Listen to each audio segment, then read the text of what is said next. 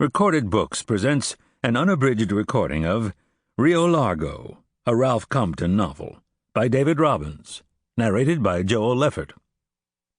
This book is copyrighted 2006 by the estate of Ralph Compton.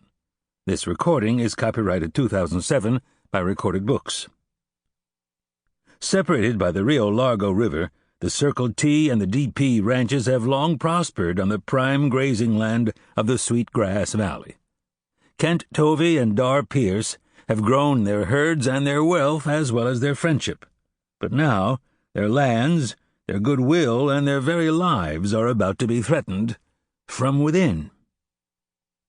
And now, Rio Largo. Chapter 1. The first rider came from the north.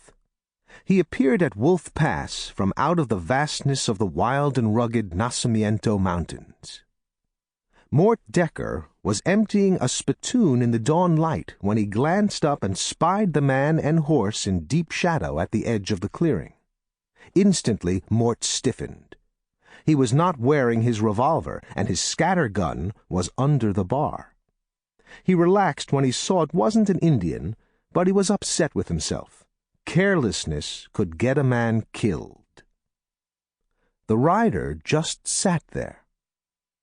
Mustering a friendly smile, Mort raised a hand in greeting.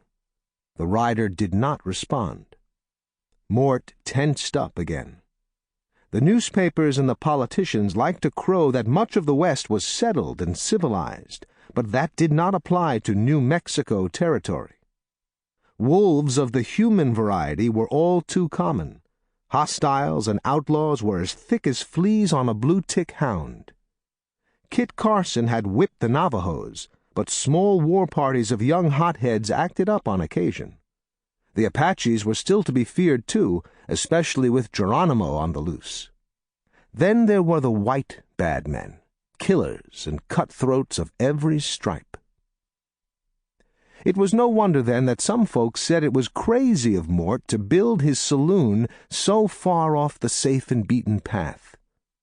But Mort never had cottoned to towns and cities, never had liked being up to his armpits in people and having to abide by a host of laws. His saloon enabled him to make a living, yet sometimes entire weeks went by when he did not see another soul. He liked it like that. Now, lowering his arm, Mort turned and went back inside. His saloon was the only one in the Nacimientos. It granted him a certain immunity. Sample complete. Ready to continue?